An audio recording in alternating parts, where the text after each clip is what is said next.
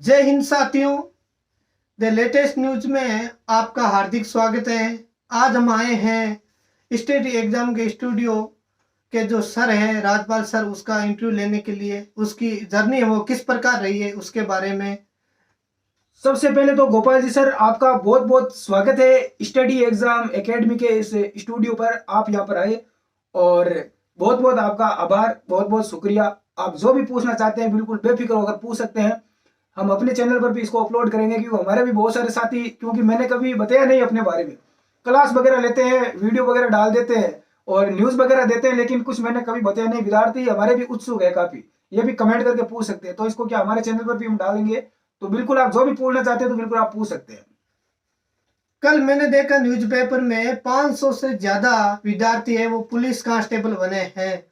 सरकारी सेवा में रहते हुए आप ये तैयारी किस प्रकार करवाते हैं विद्यार्थियों को। सबसे पहले हमारी जो यूट्यूब फैमिली है वो जानना चाहती है आपका परिचय क्या है, आप कहाँ के रहने वाले हो, आप क्या करते हो। देखो, परिचय की बात करूं गोपाल जी, देखिए अंग्रेजी माने आवे कोनी, ना हिंदी रो घणु ज्ञान, राजस्थान रा वासिंदा हा, राजस्थानी मारी पिचान। राजस्थान के सबसे मध्यवर्ती जिला जिसका नाम है नागौर जिला, और उसकी सबसे मध्यवर्ती जो स्थान है मकराना, मार्बल नगरी मकराना। ताजमहल जो बना था तो मकराना से ही सफेद पत्थर ले जाया गया। तो मकराना तहसील का ही एक गांव है मांगलवा, जो कि मकराना और डीडवाना के बॉर्डर पर है। यदि कोई मिलने आना चाहता है तो बिल्कुल आ सकता है, और बॉर्डर पर है। और थोड़ा गांव है अपनी तहसील से साइड में, जिसकी वजह से थोड़ा गांव का विकास बहुत कम हुआ है। मैंने गांव का भी एक वीडियो डाला था और उसके बाद में काफी एक्शन भी लिया गया। तो इस प्रकार से मैंने गांव की स्कूल की हालत भी दिखाई थी किस प्रकार से। तो ये अपना गांव है मांगलवा। और जर्नी की स्टार्ट करूं तो गांव के अंदर आपको पता है कि ग्रामीण एरिया में ये मेरा प्रॉपर है, जहां से मेरा होम टाउन है।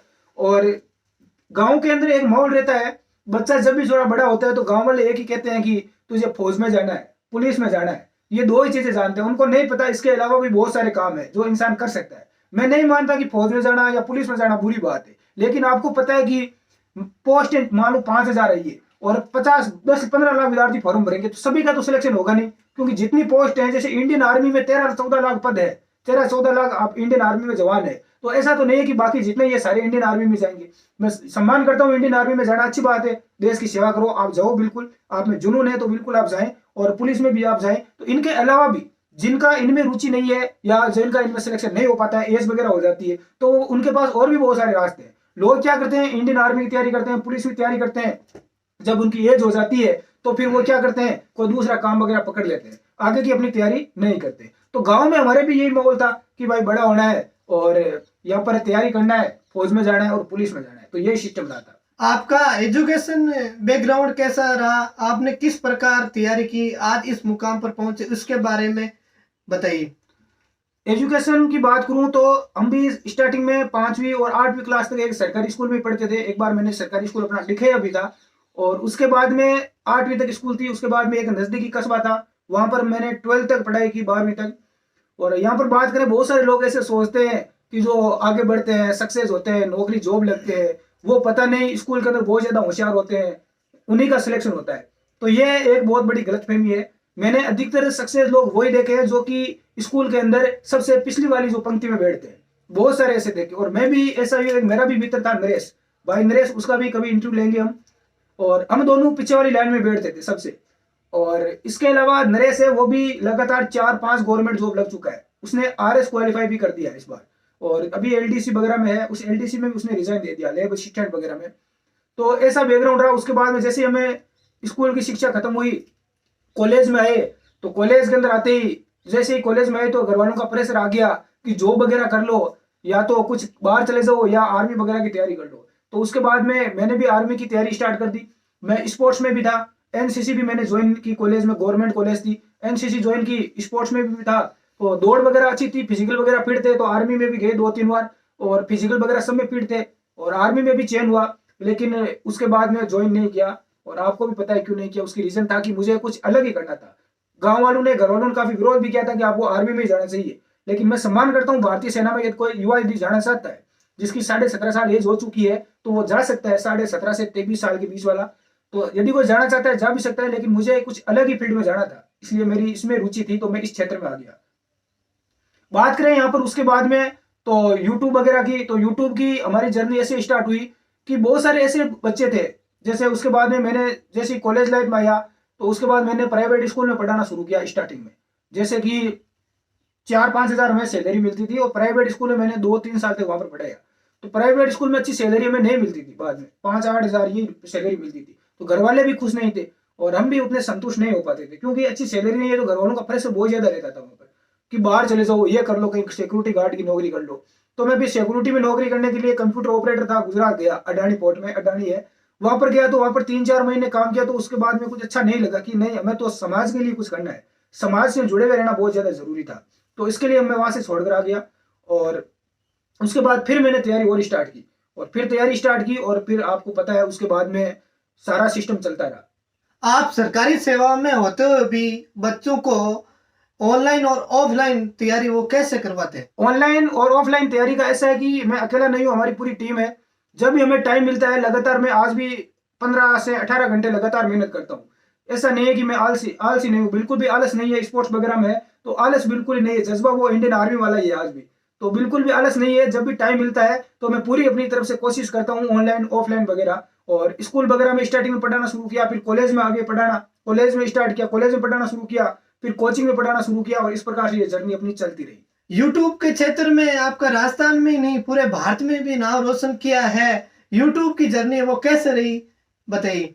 देखो, यूट्यूब की जर्नी की बात करूं तो यूट्यूब की हमने शुरुआत यहाँ पर यूट्यूब पर ऑनलाइन हमने पढ़ाना स्टार्ट किया था 26 जनवरी 2020 को, जिस समय लगातार कोरोना की वो शिकायतें आ रही थी, कोरोना तेजी से बढ़ता जा रहा था। अभी यूट्यूब का हमारी ऑनलाइन जर्नी शुरू हुए मात्र 2 वर्ष हो चुके हैं। हम 26 जनवरी को दूसरी वर्षगांठ इसकी मनाएंगे, 2 साल पूरे हो जाएंगे।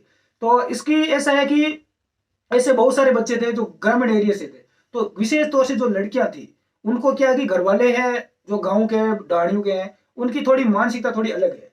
तो वो लड़कियों को बाहर शहरी वगैरह इलाके में अकेली भेजते नहीं है तैयारी करने के लिए। तो इसी रीजन रहा था कि, और बहुत सारे ऐसे लड़के भी है जो सक्षम नहीं है पैसा वगैरह, क्योंकि हॉस्टल में रहते हैं तो 5,000 तो हॉस्टल की फीस लग जाती है, उसके अलावा कोचिंग की 10-15 हज़ार फीस लग जाती है, मंथली लग जाती है 5,000। तो बच्चे इतने सक्षम भी नहीं है और घर वाले भी इतने देते नहीं है।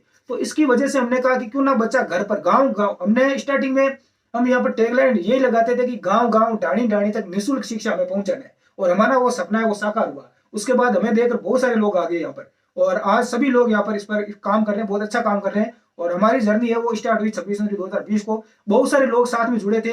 और उसके बाद में पूर्णतः लॉकडाउन लग गया तो मैं भी यहाँ गाँव आ गया। फिर गाँव के अंदर क्या नेटवर्क वगैरह की दिक्कत थी तो मुझे 5 किलोमीटर दूर जाना पड़ता था मोबाइल वीडियो वगैरह अपलोड करने के लिए, क्योंकि बच्चों को हर हालत में क्लास देनी थी। तो हमने बहुत यहाँ पर संघर्ष किया था, ऐसी नहीं है, काफी मेहनत की। आज मैं 2 साल में लगभग 700 दिन मुझे हो चुके हैं इस यहाँ पर काम करते हुए यूट्यूब पर। 700 दिन, 700 दिनों में मैं यूट्यूब पर 1600 से 1700 वीडियो अपलोड कर चुका हूँ। तो ये भी हमारी जर्नी रही और काफी हमारी मेहनत भी रही है इसमें, और बच्चों का बहुत अच्छा सपोर्ट मिला। बहुत बहुत धन्यवाद साथियों, आपका प्यार और जो सपोर्ट मिला है। और यूट्यूब की टीम के द्वारा अपनी टीम को सिल्वर अवार्ड से भी सम्मानित किया जा चुका है, जैसा आप पीछे देख रहे हैं, ये सिल्वर अवार्ड है और जल्दी गोल्ड अवार्ड भी मिल जाएगा। और लगातार समाज सेवा में हम काम कर रहे हैं, चाहे वो गौशाला वगैरह है जहाँ पर गाय वगैरह है तो उनके लिए भी हम दान वगैरह दे रहे हैं और उनके लिए भी हम कार्य कर रहे हैं। जैसे बहुत सारे ऐसे लोग हैं जो सड़कों वगैरह पर जो रहते हैं, सोते हैं, उनके पास सर्दी में ओढ़ने के लिए कंबल वगैरह नहीं है। तो जो भी हमारी अर्निंग वगैरह होती है उनके लिए, समाज के लिए और ऐसे लोगों के लिए हम काम कर रहे हैं ताकि वो लोग भी आगे बढ़ सके। वर्तमान में जो प्रतियोगिता परीक्षाओं की तैयारी जो कर रहे हैं उसको आप किस प्रकार सलाह देने चाहते हैं या गाइड करना चाहते हैं, वो आपकी सलाह क्या है? देखो, जितने भी मेरे मित्र हैं, मेरे साथी है जो गवर्नमेंट एग्जाम की प्रतियोगी परीक्षाओं की तैयारी कर रहे हैं, उन सभी दोस्तों से मैं यही कहना चाहूंगा कि आप रेगुलर तैयारी करो। क्योंकि मैंने ऐसे बहुत सारे दोस्त ऐसे देखे हैं अपने मित्र जो कांस्टेबल एग्जाम की तैयारी करते हैं तो कांस्टेबल नहीं बढ़ते, फिर वो दूसरे एग्जाम की तैयारी करते हैं उसमें भी नहीं होता है, लेकिन कांस्टेबल की तैयारी करने वाले कई बार ऐसा ही बढ़ जाते हैं। और ऐसे भी मैंने देखे हैं, जैसे आप धनजी को देखा होगा, वो कांस्टेबल की आर्मी की तैयारी करते थे, फिर उनका उनमें सिलेक्शन नहीं हुआ, उन्होंने रेगुलर तैयारी रखी, आज वो फर्स्ट ग्रेड है, लेक्चरर बन गए, व्याख्याता है वो फर्स्ट ग्रेड, उनका नाम चलता है, सील चलती है। तो ऐसा नहीं कि आप जिस फील्ड में तैयारी करो उसमें यदि आपको सफलता नहीं मिलती तो निराश कभी मत हो। जो आपने सीखा है वो बहुत ही आपके काम आएगा आगे जीवन में, और जो आप शिक्षा ले रहे हो, शिक्षा आपकी बहुत ज्यादा आगे काम आएगी। आप जिस फील्ड में तैयारी करो उसमें यदि सफलता आपको नहीं मिलती है तो किसी ना किसी फील्ड में आपको अच्छी सफलता, यानी उससे भी अच्छी आपको सफलता मिलेगी। इसलिए रेगुलर आप तैयारी करें, खुद का ऑफलाइन भी, यदि आप कोचिंग करें तो ऑफलाइन भी करें, ऑनलाइन आजकल बहुत अच्छा पढ़ाया जा रहा है, ऑनलाइन भी आप पढ़ें और साथ में नोट्स बनाएं। सबसे पहले अपने सिलेबस को कवर करें, कि भाई आपका सिलेबस क्या है। जैसे राजस्थान पुलिस के अंदर रीजनिंग है, जीके है, महिला बाल अपराध है, कंप्यूटर है, करंट जीके है।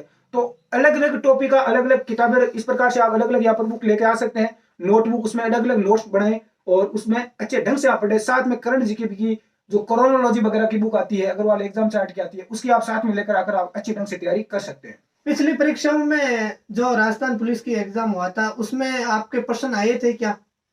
हाँ, प्रश्न आए हैं और आपने देखा भी होगा कि 500 से भी ज्यादा बच्चे वहां सेलेक्ट भी हुए थे। और जो पढ़ाते हैं वो एग्जाम के लेवल का ही पढ़ाते हैं। ऐसे बहुत सारी आपने कोचिंग वगैरह देखी होगी जहाँ बच्चे हजारों की तादाद में पढ़ते हैं, लेकिन सिलेक्शन न के बराबर होता है। लेकिन यहाँ जो बच्चे पढ़ते हैं वो कहीं ना कहीं सिलेक्ट हो जाता है। ऐसा नहीं कि कांस्टेबल में हो, कांस्टेबल से भी ऊंची रैंक पर बच्चे पहुंचते हैं डायरेक्ट। आपका कीमती समय देने के लिए बहुत बहुत धन्यवाद। बिल्कुल, आपका भी बहुत बहुत धन्यवाद। और मैं लास्ट में यही कहना चाहता हूं कि मेहनत इतनी खामोशी से करो कि जो लोग आपको अपनी मोबाइल की कॉन्टैक्ट लिस्ट में नहीं रखना चाहते वो एक दिन गूगल पर सर्च करें। धन्यवाद साथियों, जय हिंद।